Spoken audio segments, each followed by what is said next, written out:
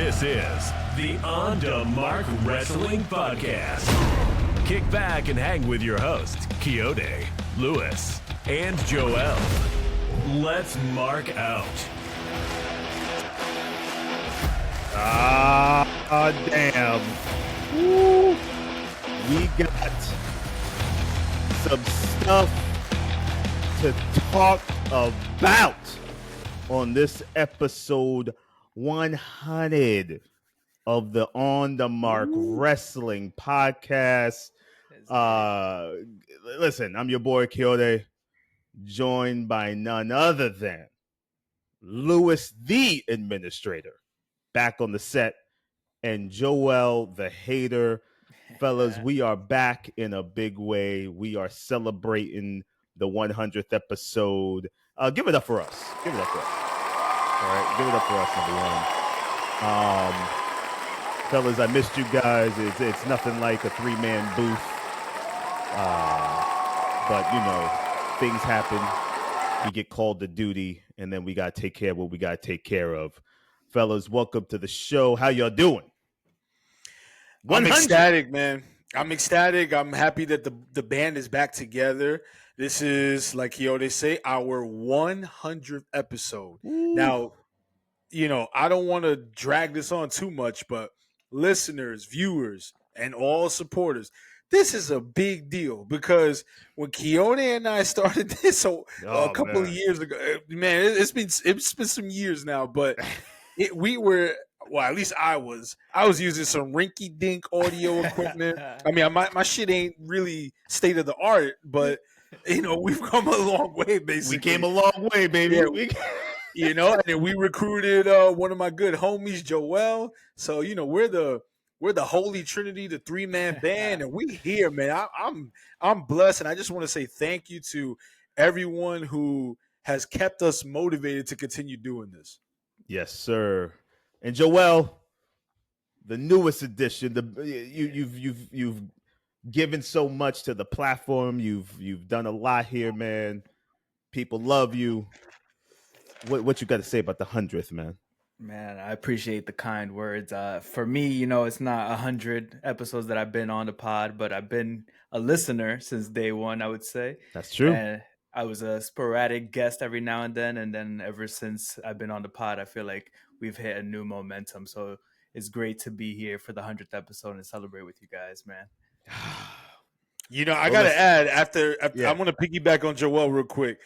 It's almost as if when Joel and I met, I guess a decade and a half ago, whenever it was, we were almost setting the blueprint for the podcast. Yeah. And the same goes for Kayode. Like when you and I met, we were setting the blueprint. Like who would have thunk it? You know what I'm saying? Who would have This is like right here. This is a culmination of like a 15-year relationship. That's true. Literally 15 years right here. That is crazy. Fact, my brothers. Well, listen, man, we got to get into this because we got a lot to talk about. Some stuff is going down in wrestling. We just had this past weekend the first ever 2-night extravaganza called SummerSlam, emanating from one of the worst stadiums I've ever been to, MetLife Stadium. Damn, Kayode's starting hot. I'm starting off hot, fellas. It's going to be a long night. We are. I'm sorry. The stadium is complete trash. And you guys know it. If you've been there, you know it. Look, that's why I'm wearing my Jets hat. It ain't the best. But 2 nights, first SummerSlam. Fellas, I figured, and we just talked about 2 nights, we can't go over everything, right? But let's go over some highlights, our favorite stuff, letter grade, all that good stuff. And I'm going to nominate myself to go first because I'm going to be real quick. I'm going to be fast. I had a lot of time to think about this, fellas.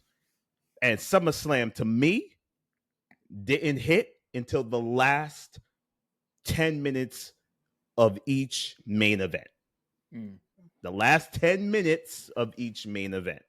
Now, night 2 was the better night, but still didn't make up for what night 1 was, which was dress rehearsal. Let's see if this works. It's the worst. It's the worst card of the 2 nights. We know it is, right? Yeah. Night 2, definitely better. But I'm sorry, I just didn't love it. And listen, people are calling it one of the best PLEs ever, better than All In. Those people, I don't want to talk to. That you ain't wrestling fans. You clearly ain't watching wrestling. So I don't want to talk to you. Your opinion don't matter to me if you're saying that was the best PL or pay-per-view or whatever. So highlights for me all came from Seth Rollins, classic cash-in. Some people are questioning, did it make sense? I don't care about that. I think this moment, which WWE is now known for, the moments was pretty cool. And the crowd popped. It was great. Night 2, we get Brock Lesnar. I'm glad to see him. It's been a while. I don't hate on Brock. Brock's a beast. He delivers the type of matches that he delivers, and they hit however long they are. But in the total as a whole, guys, as a whole, I gotta give the PLE as a whole tops C. I'm giving this C. Right? For me, I just wasn't that entertained by much. The only thing I really liked was Naomi's moment. Naomi had a great moment. She had a great moment. I'm glad she won on a big stage like that again. And she continues to deliver top-notch, realistic, douchey promos, which is great. Yeah. Right? She's calling Stephanie Vaquer, Stephanie Velcro, or whatever now. It's as dumb as it may sound. The delivery is there, and she's killing it. And I gotta say, the Punk and see the Gunther match was Gunther was killing him, and you're gonna tell me people are saying that was Punk's best performance? Cena and Cody? You're gonna tell me that's an instant classic? I don't want to talk to no wrestling fan that's saying that. You tell me, you come to my face with a serious look on your face, and you tell me Cena and Cody was an instant classic.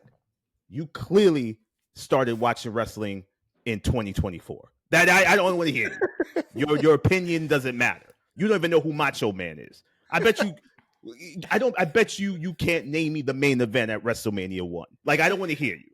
I don't want to hear you. Overall, fellas, because I want to get your takes because y'all had a lot to say. I'm giving this PLE tops a C. The production, all that beautiful stuff they do is top notch. That's an A all the time. Yeah. But in terms of producing a wrestling show, that's no All In. Not even close. Not even close. And they did it one night with 9 matches. Right. Not even close. Fellas, whoever wants to take the wheel, y'all take it while I sip a little something, and y'all go from there. But that's all I got to say about the SummerSlam of it all, man. Well, thank you, K-Easy. I'll go next. So SummerSlam, I'm going to start off with the letter grade. I'm going to give it a generous. I'm being generous now because I know what I'm getting when I'm watching WWE. I don't set the bar very high anymore. Okay. I'm going to give it a B minus. Ooh, shit. And the reason for that is because, well, this is my cumulative average, right? So individually, night 1 doesn't get anything higher than a C plus at best. I thought night 1 was very average, mid, decent, however you want to call it. The main event was pretty solid with storytelling and all of that. But the thing that got me most excited and is the most buzzworthy thing of the night was not Phil Brooks winning the world championship, but what happened afterwards, because Seth Rollins pulled a Willy Wonka and duped us all, and he was never injured to begin with. So it was a great. It was very well executed, in my opinion. Even though it may have seemed somewhat predictable, we weren't really 100% sure if it was going to happen. And even with him coming out on stage with the crutches, I thought it was just gonna be like another corny teasing, but then when he stops, drops everything, like it was executed very well. Very exciting.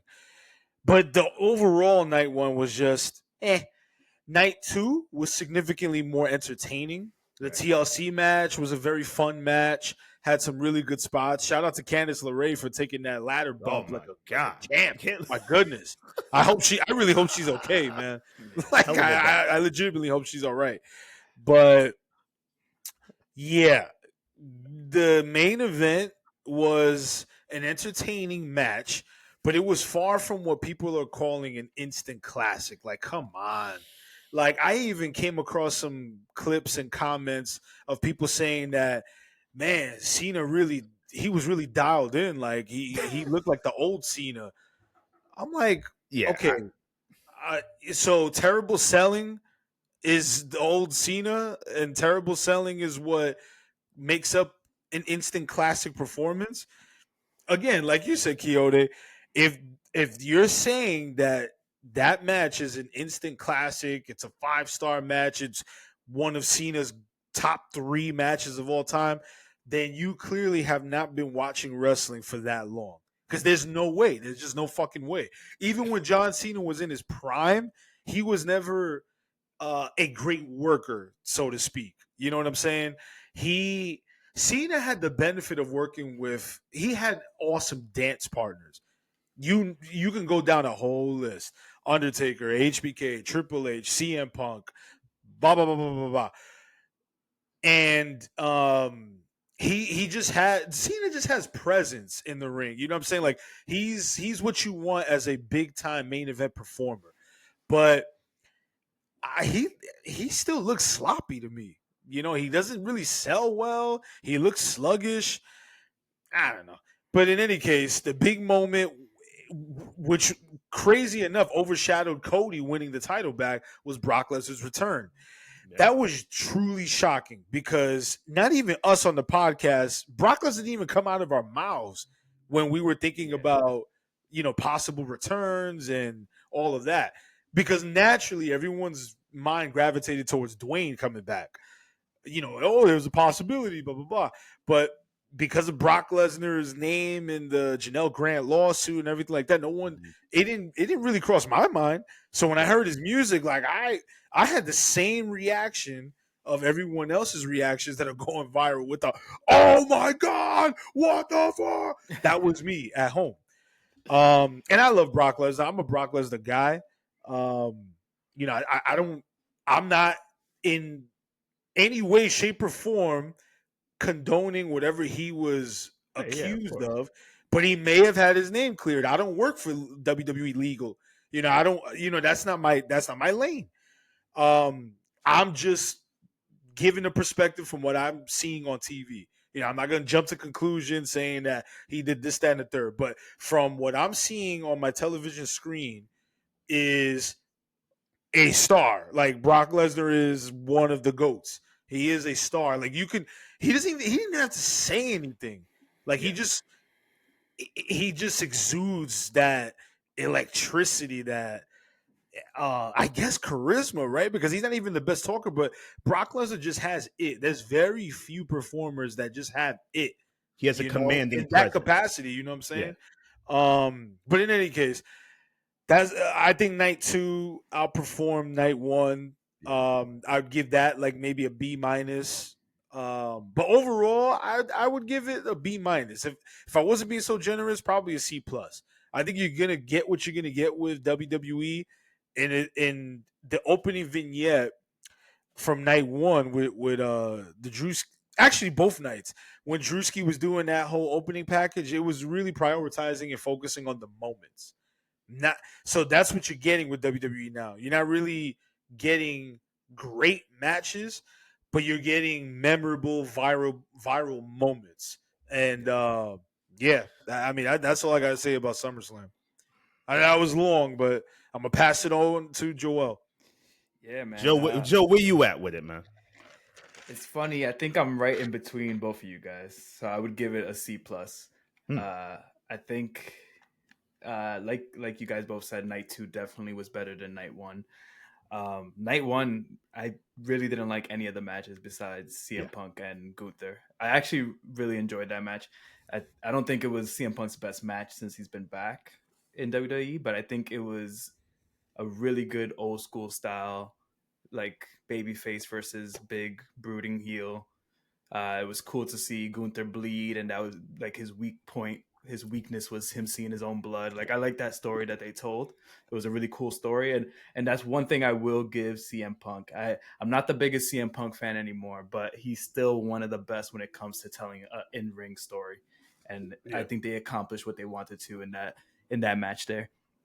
The Seth Rollins cash in was a really cool moment. We kind of predicted it on this podcast. We thought we predicted it was a work, and it ended up being a work. So on the mark, getting the scoop. So that was a cool moment. Night two was good, man. The TLC match was great. The shout out to Becky and Lyra. We haven't mentioned them yet. That was a really fun match. It went a little long, but it was fun, and they did some crazy, innovative spots. The spot where Lyra was squeezed into the chair. I've never seen that before. That was crazy. Yeah, that was a really cool spot that you could probably only get done with a woman, like women, since they're like small enough to fit in in a chair. So that was a cool spot. I wonder who came up with that. That was pretty cool. But yeah, like you guys said, the crazy part of SummerSlam altogether was Brock Lesnar returning. I was shocked as well. I'm not the biggest Brock Lesnar fan. I was a big Brock Lesnar fan during the Ruthless Aggression era. When the next big thing, Brock Lesnar, that was probably my favorite version of Brock Lesnar. And then since then, I kind of feel like he's just been playing the hits, the Suplex City, F5 a couple times, Kimura Lock, and that's pretty much all we get from him. So I'm not excited for Brock Lesnar versus John Cena. We've seen Brock Lesnar versus John Cena way too many times. And I'm not excited to see John Cena in his final run do another Brock Lesnar match. I feel like this could be a spot that they could have given to like an up and comer. It's weird to me because it's one of those things where like, yeah, WWE is about moments now, but they are so on top and they're making so much money that it's almost like you don't need Brock Lesnar. So it's a weird decision to me. Especially with everything that Lewis mentioned with Janelle Grant and the lawsuit. It's a weird decision to bring him back now. But like you said, maybe they cleared him on their side and they're like, whatever, we want Brock. Let's bring Brock back. So we'll see where it goes from here. But overall, like I said, I think a C+. Like you said too, the Cody completely being buried basically by winning the world title back after this 6-month story of him trying to beat John Cena and all this stuff, and then literally just goes off to the back and out comes Brock Lesnar, and nobody's talking about Cody Rhodes being the world champion again. That's a really crazy. I don't know who thought of that. I don't know. Like you could have literally just brought Brock Lesnar back on Raw if you wanted to get that moment, because the Cody moment was a moment already. Like that, him beating Cena should have been the moment. So I don't know. It was a weird decision, but I guess we'll see where we go from there. It was your boy Levesque. All right. Levesque is the culprit. He has no respect for Cody. Clearly, he has punched Cody in the nuts since Cody grabbed that title. And ever since then, he's been playing around with, I'm going to take it off of you and put it on this guy. We're going to have a run with you, and I'm going to make you look silly. The Rock's going to come out, make you look like his bitch. Like it's a bunch of, they have. And thank God it hasn't really diminished Cody. This could have destroyed anything or any plan they had for him if the crowd was smart enough to be like, dude, Cody isn't that dope anymore. Like he keeps losing, then he's winning, then he's getting punked out. Then his moment where he wins the title again from the biggest face of the company's history is overshadowed by Brock Lesnar. He walks to the back like a chump with that belt, and then Brock comes out and steals his shine. And now it's all about Brock and Cena, which I definitely don't want to see. That match is going to be horrible. Like they need to put that. And I think they're going to put that on the Clash in Paris or whatever PLE. They're going to make us spend money to watch, whatever. Put that there. But any other place, I don't want to see no Brock and no Cena, especially this Cena. Cena's not even working hard. Exactly. He is dialing it in. He is marking off the days like the kid who's waiting for Christmas to come, and he's just checking it off, and it's almost the 25th. That's what Cena's doing. That's exactly what Cena's doing. And that's why this heel run was the biggest piece of garbage I've ever seen. Biggest fumble in wrestling history. In my the opinion. biggest. He fumbled at the 1 yard line with 20 seconds left. That means he had time and then kept fumbling. They didn't score. There was no anything. He kept fumbling. It's the biggest fumble I've ever seen in my life.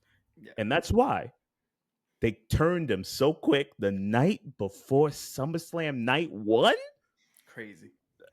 It's wild. It's wild. And fellas, before we move on, is the jury out on this? I want to show you guys something real quick. Can we say that it's over for our girl Jade? Can we say that? I read that article also. It's headlined, Triple H knows that Jade Cargill isn't ready. I read that yesterday, I think it was. Fellas, is it confirmed? She ain't ready. I wanted to root for Jade so bad, but I said it on this podcast numerous times. She's got it all, but she ain't got it. And that everybody in that back in Gorilla and in the back knows it. She just ain't it. So where does Jade go from here, fellas? What's your quick response on that? I mean, Triple H is smart. It wouldn't have been a wise decision to put the championship on her against Tiffany Stratton. Tiffany Stratton was the safer choice because you stick with the devil you know and you can rely on, right? Because Tiffany Stratton fits the WWE profile of a women's champion, right? Like she's got the look, has some decent in-ring ability. She's got a little bit of charisma going on there. The thing with Jade is that Jade has the presentation, but she's not even a decent worker. You know what I'm saying? She's very subpar, which sucks. But I think the last year and a half, Jade during that time frame, Jade was really exposed, and I almost feel bad for her because she went from being exposed in AEW to now in WWE, where you have even more eyes on you. So I do think that the jury is out. I don't think that it was as big of a signing as people thought it would be. You know, they should have. I think they played it as safe as they could by booking her in tag team matches to protect her. Well, to protect her flaws. Oh yeah. But once they started putting her in singles matches that were long and drawn out, it just exposed her, man. They should have just went the Goldberg route and given her squash matches. People would have complained, but at least we wouldn't have seen anything that we didn't already know about her in AEW, which is she'll work those 3-4 minute matches, get her little spots in and dominate. But that loss, I honestly don't know where she goes from here. Maybe they bump her down to the mid card. Maybe she competes for the women's US title, the women's IC title. But she damn sure ain't worthy enough to hold the women's world title. That's for sure. Nah. So I think that's it, man. I tell you right now, we've already seen the best of Jade Cargill, honestly. You put Jade in NXT, drop her all the way down. Let her do a little, let her do a little stint for 3 months, 3-4 months. Let her work with some of the talent down there. Let her grab maybe the NXT women's title or maybe even the TNA title. You could play around with Jade there. True. But she has no business. I'm sorry. No business on the main roster doing what she's doing and getting pushed like she's getting pushed. They should have dropped her in NXT in the first place. Yeah, I'm sorry. that's a good point. That's a very good point. Yeah. They should have just put her in NXT when they signed her. Yeah. Yeah. There's one of those things where it seemed like they were so excited to rub it in AEW's face that they signed her, that they were like, we're going to try to make her a star as soon as possible. But wrestling fans aren't dumb. They see flaws. They see when someone is being protected. And she kind of got a little bit of a, wake-up call, I think, going on the main roster. And yeah, if I was dumb, I would have put her on NXT to begin with. I mean, if you think about it, they put Ricky Saints in NXT. Mm-hmm. They put Ethan Page in NXT. They put Blake Monroe, formerly Mariah May. These are all better workers than Jade Cargill. And somehow Jade Cargill got straight to the main roster. So, yeah, that's crazy. Yeah, we'll see. We'll see where she goes. I could see her going down to NXT. I could see her going down to maybe even Evolve. You never know. You never know. Yo, I could see her future endeavor too. I mean, honestly, that's a possibility. That's a huge possibility. She kind of seems like she was using wrestling to reach Hollywood or something anyway. Like, she doesn't seem like, because how long has she been wrestling now and she hasn't gotten much better? Like, it seems like she's not putting in the work, or maybe she's just it doesn't come easy to her, so we'll see. Listen, during an interview with Busted Open, she blatantly said, I don't need this. This is something I love and I want to do. She mentioned that like 3 or 4 times throughout the interview, which leads me to believe that in her mind, she knows it, that she knows she just ain't there. She knows it's just not natural. And she's telling herself that this is a passion. I'm going to do it. I love this. But I got other avenues I can make a left and right turn down. I don't need this. And I think she's telling her that to kind of boost up the low self-esteem that she probably has when getting in the ring with the people who are better workers. Yeah. And to me, this is a tall tale sign of someone that either knows it's not working, preparing themselves for the future endeavored, or even getting their mind right for the fact that they might get dropped to NXT for 3 or 4 months and the ego might be bruised. And now you got to deal with the backlash to talking like Jade ain't it. Jade ain't worth it. You signed her just to punch AEW in the face, all this stuff. So I'm very curious to see what happens with Jade. We're gonna keep our eyes on it and we're gonna see what happens. But let's move on, fellas. We gotta move on. I don't even know where y'all want to start. So I'm gonna open the floor here. Where should we begin? Should we begin with the news today that broke? Where should we go? Absolutely. Abso-fucking-lutely. Take it, Lewis. So I guess this is like an informal administrator's report. Yeah. I don't have the actual numbers here, but the breaking news, the earth-shattering news that has everybody riled up, even the markiest marks of WWE are crashing out, so to speak. In 2026, WWE will begin showing their premium live events. So that's WrestleMania, Royal Rumble, SummerSlam, all those overrated events that the fans love.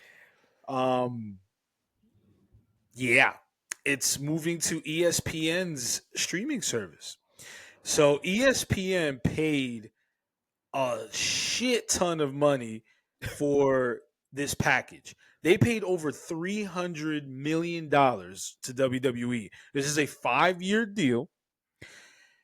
What that essentially does is screws the fans over. It screws us over because now we're having to keep track of all of these different channels and streaming platforms just to keep up with the product. So in 2025, currently, as we are speaking and recording this podcast, you have Raw on Monday night on Netflix. That's a subscription right there. If you want the live episode of Raw and its catalog. You have Peacock. That's another subscription. You can watch the PLEs, and they got the back catalog for all of WWE's video library.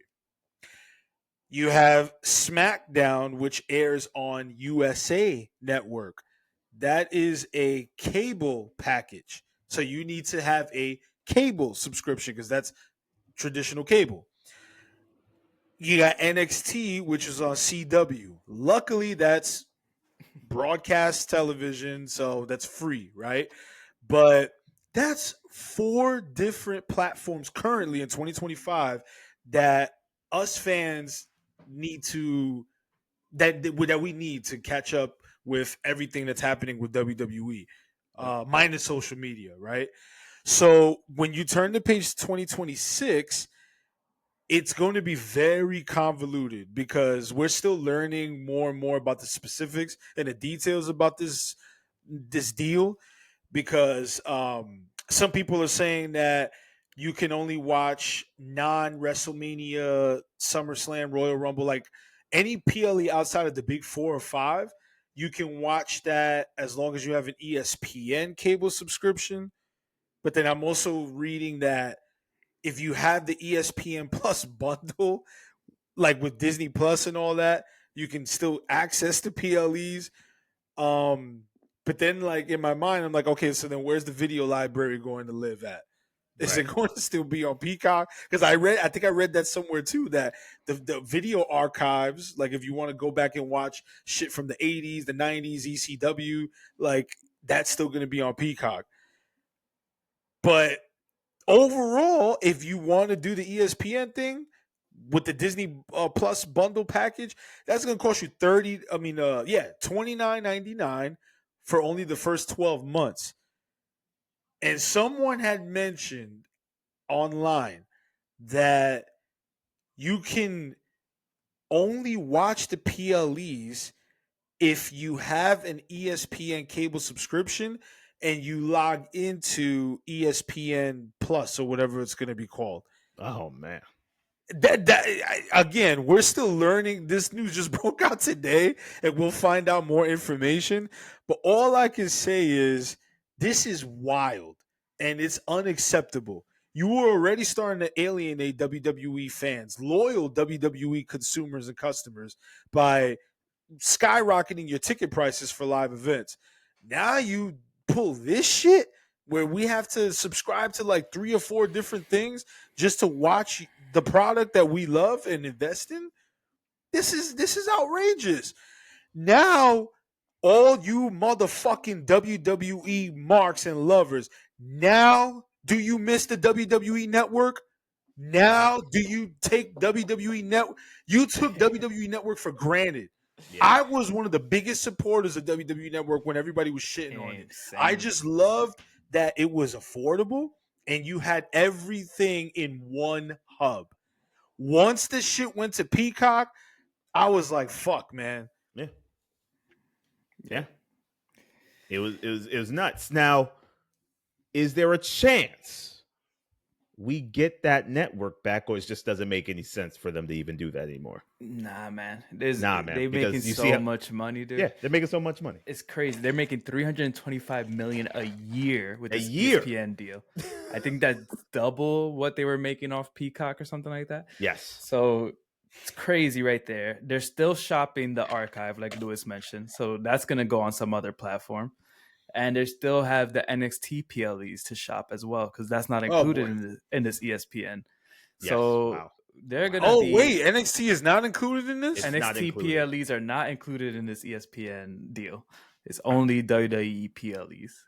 So those NXT PLEs, maybe they live on Peacock. I don't know, but for now we have no idea, and it seems like they're still shopping that around. So we're gonna see. And this is crazy because this is a U.S. specific problem. If you're international, you get everything on Netflix. So it's just U.S. fans that are getting screwed.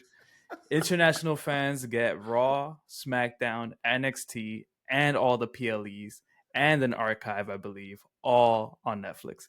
Netflix. Yeah, it's just the U.S., and this is just basically U.S. capitalism, and WWE's like, TKO is going to be like, we're going to make as much money as possible. And this is funny that you said this is an unofficial administrator's report, because this is also an unofficial haters club right now. I love it. I'm hating on. Let's go. We got I like it. Yes, the hater right is into back. the segment, baby. The Right hater into is it. back. The hater is back, and the hater is strong. The hater is strong right now. I'm drinking a lot of Haterade. Shout out to Jamie Hater. Call me Joel Hater right now. Call me whatever you want. But TKO, Nick Khan, WWE, Triple H, Dwayne Johnson, Travis Scott, John Cena, everybody, you're in the hater club this week. Oh, damn. Look, this is what we're gonna talk about. We're gonna break it down for real right now. WWE is all about moments, right? They're all about moments now. They don't care about stories. We could tell that they literally retconned the whole John Cena heel turn just to make a moment and say, hey, John Cena's a babyface now. So my whole reasoning, I was like, okay, I understand WWE is all about moments now. You know what? I'm going to stop watching weekly TV, because if it's all about moments, that means the moments are only going to happen on the PLEs for the most part, right? And then this news breaks out today, and I'm like, oh, damn, I'm not even going to watch PLEs anymore. so Nick Khan, TKO, Triple H, whoever's in charge, you guys are getting way too greedy. You guys all need to be inducted into the hater club. Wow. You already, like Lewis said, you priced out the fans from buying tickets to the live events. That was number one. Now you're pricing out fans from watching the damn shows. Like, this is crazy. Like, and it's not like, all right, AEW, for example, they still are on the pay-per-view. You still got to pay. If you're going like the legal means, you're paying $50 for each pay-per-view. But you know you're guaranteed a banger show. I'm not paying $30 for a SummerSlam that we just saw. Hell no. Right. Hell no. I'm not paying $30 for a WrestleMania that ended with Travis Scott. No. Like, and in a storyline that 5 months later doesn't even end right. It just ends. That the John Cena storyline, heel turn, like I mentioned earlier, is the biggest fumble in wrestling ever. It's worse than the season 8 of Game of Thrones. Oh, like, wow. That's how bad it is. That's how bad it is. Like, if we're really going to break this down, and I can't believe that more fans aren't up in arms. It just goes to show that they could do whatever they want. And that's why they're able to charge $30 a month for PLEs. That's why they're going to be able to charge you $200 for nosebleed seats or $400 for nosebleed seats. Like, they are literally able to do whatever they want, and fans eat it up. Like, if any other company did what they did with John Cena, it would be up in arms. They would say it's the end, the death of AEW, the death of TNA, whatever company you want to say. If they did what they did with John Cena, 6 months of him saying, I want to ruin wrestling, I'm going to take this title home, all to be retconned in one promo where he's just like, you know what? You woke me up, Cody. That's all I needed. A little slap in the face. I just needed to get thrown through a table. That's all I need. Like, what? Are you serious? So everything is just doesn't matter anymore. Travis Scott, The Rock, all of that was just for nothing. It was literally just to make a moment. That's all it was, to make a moment. You telling me that you booked John Cena, the biggest babyface, arguably the biggest babyface of all time, arguably, you booked him to turn heel without any guaranteed plan after? You just were like, hopefully The Rock shows up again. Hopefully Travis Scott shows up again. You got Travis Scott, out of all people, involved in the biggest babyface of all time, turning heel and winning the record-breaking 17th world title. All of that is stained now. This is all stuff that is stained for history. I know people, WWE likes to change history. They're going to make it seem that he was babyface the whole time, probably. In the record books, they won't even, like, when we look back at this, they'll be like, oh yeah, John Cena's the GOAT. I'd never want to hear John Cena's the GOAT ever again. Ever. Because he failed completely at a heel turn. Maybe it wasn't his fault. Maybe it was The Rock's fault. Maybe it was Travis Scott's, whoever it was. But them doing this without having a plan afterwards is crazy to me. It's crazy to me. And people, I remember for a long time, the whole big thing, the difference between WWE and AEW. WWE tells stories. AEW is just about the wrestling. Right now, that has been flipped on its head. AEW is telling incredible stories. We just saw All In, Jon Moxley and Hangman. That story was incredible. And now we're seeing in WWE, they don't even care about the stories anymore. It's literally just about the moments. So you're telling me I got to now don't even care about the weekly TV. They're basically telling their fans, don't care about this. It doesn't matter, because you don't know if there's going to be an ending to the story. And then now you're telling me as well, PLEs are going to cost $30 a month. Yeah, for that, TKO, Nick Khan, Triple H, WWE, anyone else that's in charge of this company, you're all in the hater club this week. Screw all of you guys. Yeah. As much as I want to say fuck you to WWE, it's almost like it's the other way around. It really does feel like WWE and TKO are giving a big fuck you to the fans, to us. Like to the long-term fans. They're trying to get the casual eye, the Netflix eye, all these people. You see how every episode of Raw, they have like the front row with all the celebrities. Yeah. They're trying to be the hot ticket in town, which is cool. It makes sense, but sooner or later, you're gonna lose a lot of those fans that have got you to this place. All these people that got you to be this billion-dollar company. Like, you didn't do this alone. You didn't do, like, there was people that, like, even myself, I took a break because at a certain point I was like, I don't like John Cena, I don't like this shit. But there's people that stuck around through all of the bad, and they stuck around through everything, and That's were me. there supporting all the crap. That's me. All the late Vince McMahon booking that was terrible, they stood around. All the big dog Roman Reigns, they stood around. And now you have all these fans being alienated. They can't even afford to go to the shows. And now we're not even going to be able to afford to watch the PLEs. This is crazy. I wonder how long it's going to take, but I could see it being a big shift where it's like, I can't even afford to be a WWE fan anymore. Yeah. Now, my question is, how does AEW capitalize on some of the anger that's happening because of this move with the PLEs, man? If I'm AEW, you got to go in like attack mode. Like, this is the time where you do something drastic with the programming or what you're presenting or what you're offering, ticket sales, whatever it is. And you could capitalize and maybe take some of those disgruntled WWE fans and lure them over to AEW. Because listen, right now, AEW's hitting right now.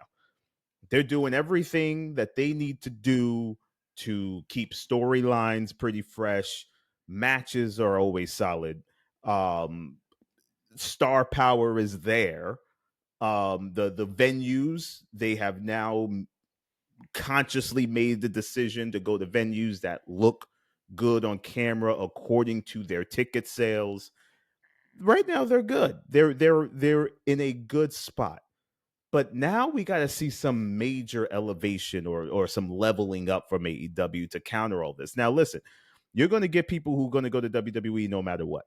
Yeah. You're going to get people who are going to say WWE is the greatest thing they've ever seen. They haven't watched one match from AEW. Those are the people I don't want to talk to. I don't want to talk to you if you haven't watched AEW or refuse to watch AEW because you are that much of a mark for WWE. Don't DM us saying, oh, y'all don't know nothing. I'm going to block you immediately. I'm going to block you if you start talking that stuff. I'm seriously going to block you because it's nonsense. So what does AEW do? What can AEW do? Or are they just kind of in a good spot? What do we think? What do you think? They don't have to do shit. AEW does not have to do shit because Cody Rhodes even said this in a recent interview where he alluded to the fact that there was some beef with him and Tony Khan, and that's the reason why he left, blah, blah, blah. But he said he didn't want to go about it in a disgruntled way or a disrespectful way because the sweetest form of revenge is success. So AEW just needs to keep doing what they're doing. They don't. If I were Tony Khan, I wouldn't even acknowledge WWE. For what? Because then all you're doing is going to be giving WWE even more attention. If you're Tony Khan and AEW, you stay the course. Yep. You had a hugely successful event 3 weeks ago with All In Texas. It was an all-timer for the company.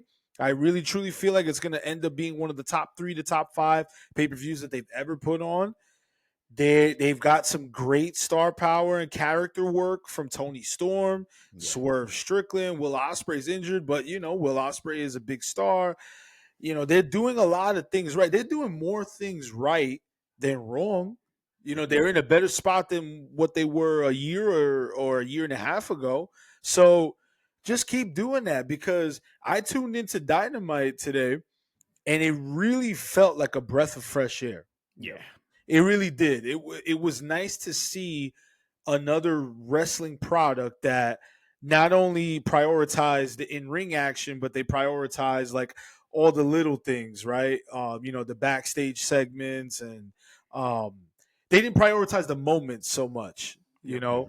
Uh, I think AEW just stays the course. That's the best course of action. Just keep doing what you're doing. Don't even bother mentioning Paul Levesque and the other company. Don't even bother. Don't even put that in your plans in the creative writing of Dynamite and Collision. You don't even have to make subtle jabs at the other company. For what? You know what I mean? For what? Because if you keep doing what you're doing, naturally people are going to gravitate towards AEW anyway.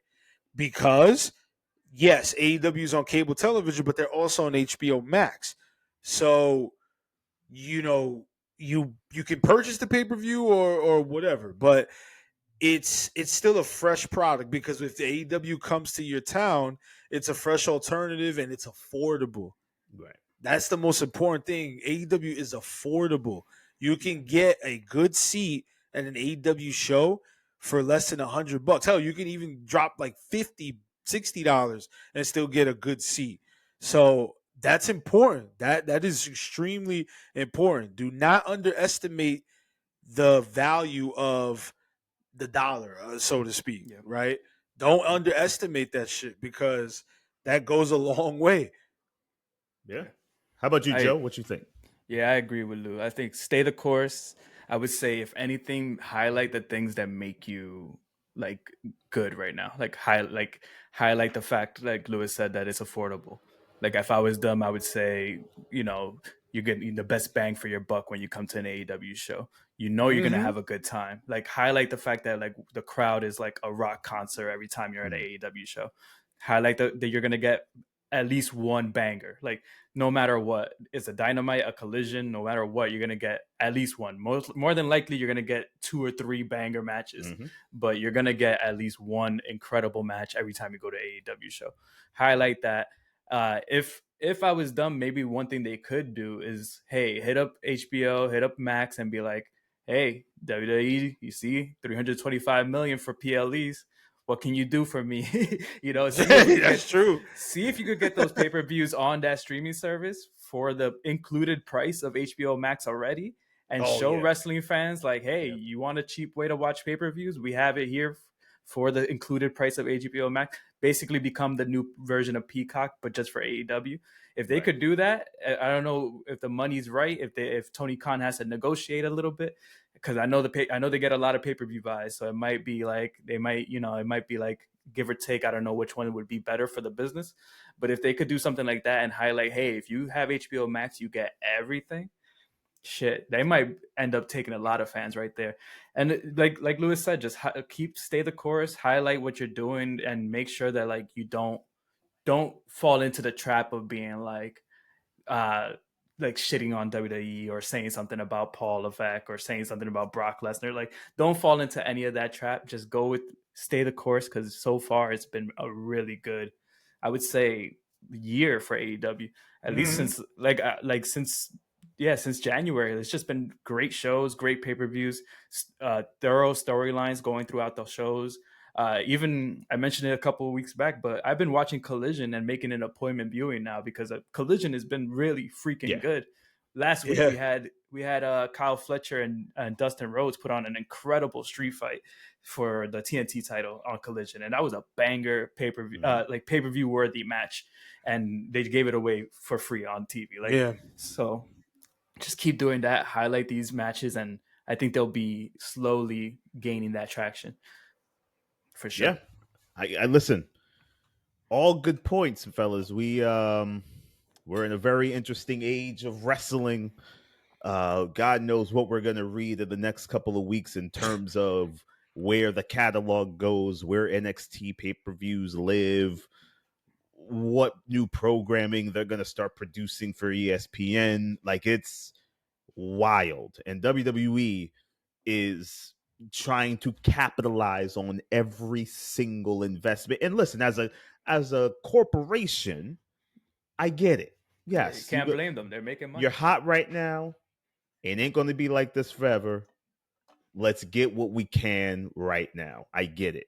But you are hurting the fans who are living in those Midwestern towns that usually can go to those shows because they're affordable, and you know that based on your demographic. But now you're starting to have those fans having to pay what New York City fans or California fans are paying. And now you throw on top that PLEs are an added cost for that family of four that usually goes to these shows and can afford them.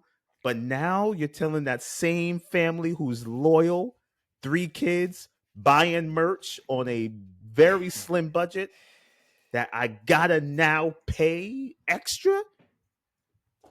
Yeah, it sucks, it's a man. slap in the face, man. It's a slap in the face. And That sucks. Nick Khan knows exactly what he's doing. He's the president of WWE. He's running all the business. All the business plays we're seeing is all Nick Khan. He's about that TKO mindset. We're going to capitalize on everything. Whatever we could charge for, we're going to do it. And the age of streaming is going to be very tricky because not everybody's going to be paying extra for these apps. This is not going to happen. No one's buying 30 apps to watch 2 or 3 shows on each. They're going to find alternative means to watch these things. It's just going to happen. So it might backfire in some it might backfire in some cases, fellas. But I wanted to see, fellas. Now, this is the episode 100 of On the Mark Wrestling Podcast. We have been doing this thing and building this thing for a while. We want to thank you all, first off, for the follows, TikTok, Instagram. The engagement is cool. We appreciate you. We love you. We thank you. We hope you keep rocking with us. We got more content, of course. Just stuff. Listen, as long as wrestling is hot, we bringing you it, right? We're going to bring it to you. But fellas, do we have anything? Is there anything else you want to get off your chest on episode 100? Because this is what usually happens. We log off and we're like, damn, I forgot to hit that point. But I want to get some time in to see if there's anything else. This is episode 100. We trying to, try to bring you all some news. Anything else, guys? Yeah, I got a point to make, and it might turn into somewhat of a long conversation, but I wanted to just extend the Haters Club a bit. Oh, shoot. You want to extend the Haters Club, my brother? This has been a hate-heavy episode. It's a hate-heavy, yeah. It couldn't be episode 100 without a bunch of hate. Nah, I know. For it being a celebratory episode, episode 100, we sure got a lot to shit on, huh? No, I do want to call out the contradictory nature of WWE fans because it's got to be said. The loyal WWE marks, the ones who WWE can never do any bad in their eyes, they have shown me repeatedly, especially over this summer, as to why they'll never get their heads out their asses when it comes to WWE and in the landscape of pro wrestling, that is. The reason why I say that is because, okay, a couple of episodes ago, I brought up the super mark that was sitting in the row in front of me at All In Texas, where he decides to shit on everything that's happening in front of him. He's just trying to counter everyone's excitement around the whole stadium, pulls out his phone and starts streaming Saturday night's main event on Peacock while Kenny Omega and Okada are doing their thing. Just ridiculous shit, right? But one thing that came to mind was during SummerSlam's main event, when John Cena and Cody Rhodes were beating the shit out of each other, right? You had Cody Rhodes kicking out of the Super AA off the top rope. You had John Cena kicking out of the trifecta of the Crossroads. And I kind of thought to myself, well, that makes sense because they're both, it's kind of like Superman versus Superman, right? But nobody online was complaining about the no selling. You rewind to last month at All In Texas, Toni Storm versus Mercedes Moné had a spot where we all thought the match was over, where Toni Storm hits the trifecta of that pile driver that she does on Mercedes. 3 in succession, and Mercedes kicks out. Right away, the backlash was, oh man, that's terrible selling. Like the match should have been over. There goes AEW again with the spotty wrestling. And then when that shit with Cena and Cody happened at SummerSlam, I'm like, what the hell is the difference? Right. What is the difference from what they did with the kickouts and the false finishes and what AEW did? You know what I'm saying? Like these fans, these loyalists, I should say, they're quick to shit on anything outside of WWE. But then when WWE does it, they're impervious to criticism. They're infallible to error. Like I don't get it, and I just felt the need to call out that contradictory nature because it's unfair. If you love pro wrestling, you're not gonna have a double standard for one company for one company over another. I don't care if WWE is global and they have more name recognition and it's the it product because it's cooler because everyone knows WWE. That shouldn't matter. If TNA is doing something wrong, criticize it. But if they're doing something right, you need to give it its praise. Same goes for AEW or AAA or CMLL or any of these other promotions. I just feel like it's really, really annoying and frustrating when WWE, the loyalists, when they don't shit on WWE whenever they do some of the same things that they criticize AEW for. And I just felt like calling them out on it. That's a good call out. Joe, you got any thoughts about that call out? Yeah, man. I think the thing is WWE fans that are just WWE fans, they're not wrestling fans. They are just WWE fans. And that's good point. Good point. So they'll take any moment to shit on anything that's not their product just cuz it's like it's their easy talking point. So it's like, and you even see it with like a lot of these bigger podcasters, and they'll talk about how like the selling is terrible in AEW and all that stuff.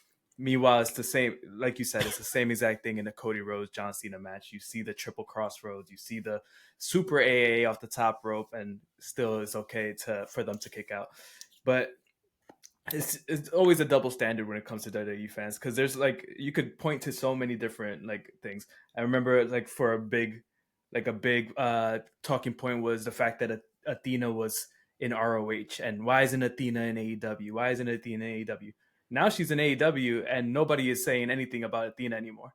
Right. What happened to all these Athena fans? Right, clamoring for her to leave ROH. Like, and we're all Athena fans, and we talk about Athena. So we still talk about her. We give her praise. But I don't hear any of those people that were like, Tony Khan's an idiot. Tony Khan's an idiot. Why is she stuck? They're not giving Athena any praise now that she's on the main roster. So it's like, you're just saying shit because it's the talking point. It's the talking point of the day. It's the way to shit on AEW. And it's so funny. And even for like pile drivers, they always say like, oh, AEW overuses pile drivers. But the reason people think that is because WWE told you it's a banned move. Right. But if WWE never said it's a banned move, you would never think that. It's just a fucking move. Yeah. Just like a super kick. Just wrestling evolves. It all evolves. Like the super kick used to be a finisher. Now it's not a finisher anymore. DDT used to be a finisher. Now it's not a finisher anymore. That's just what happens. It's wrestling. And people need to realize it's fucking a work at the end of the day. So yes, I could kick out of a pile driver if the story tells me I need to kick out of the pile driver. Like that's all the work at the end of the day. So like just get over yourself, get over the whole thought of being like this product is better than this product. Yeah, sure, there's things in WWE that are better than AEW, there's things in AEW that are better than WWE. And another good point here is like how many people used to shit on TNA all the time. LOL TNA, LOL TNA. Now that TNA is kind of under the WWE umbrella, all of a sudden TNA is cool. TNA is cool again. TNA is great. I watched the last TNA pay-per-view. They had a lot of production fuck-ups during that. Yeah, TNA they did. And nobody said anything. But if that was AEW and they had it would be, look at this junior varsity wrestling. Look at it. They would say all that stupid bullshit that they always say. So it's just like now that it's under the WWE umbrella, it's cool. Same thing with AAA. Triple A in Mexico is notorious for doing like dumb shit. It's usually like a fun, like kind of silly type of promotion. Now it's all okay. Mr. Iguana is cool because it's under the WWE umbrella. If Mr. Iguana was in AEW, everybody would be like, "What is this bullshit? What is this?" So it's just how it is. If it's under the WWE umbrella, all of a sudden everything's okay. Everything's great. That's just how it's always been. And those are the people I'm red flagging on our social media. On our 100th episode. Let's hate on these motherfuckers. I'm red flagging all of you. I don't want to hear your pro WWE takes. Be real with yourself. Watch some wrestling and then come back to us and discuss who or what wrestling is, because you clearly, and listen, big up to you if you getting that check from WWE and you gotta say some of that stuff. I'd say it too. John Cena, I don't think Cody, you get a check after all this hate. that's better than Brett and Shawn. Like I'm going to tell you all of that. Right? Depends on the check, though. It doesn't depend on the check. I don't think we ever get a check after all this. Yeah, we're not going to get a check. We're not. Triple H is on the burner account listening like, oh, we ain't. No, they ain't coming on. They want nothing to do with us. Don't expect us to get any press passes. No press passes. We're not even in the room. Can't even get in the room. Oh, man. Right. But listen, man, good points. I mean, all solid points. This being episode 100, we had to go in a little bit. A lot of stuff was going down that needed to be addressed. It's been a couple of weeks we've all been on together where we couldn't discuss wrestling together on this platform, and now that we got the chance to, I hope you guys who are listening take this and understand where we're coming from. We love pro wrestling, and pro wrestling is great, but you gotta realize when you're wrong, you gotta fess up. And some of you people's takes is wild. Like it's egregious. Like just don't make no sense. Don't make no sense. But here at On the Mark Wrestling, we're gonna give you the real all the time. And thank you for everybody who follows and has been engaged with us. We appreciate y'all. We love y'all and thank y'all very much. But fellas, is it official? Are we ending episode 100 right now? Are we good? Yes, sir. I mean, until next time. Any final words, Joel?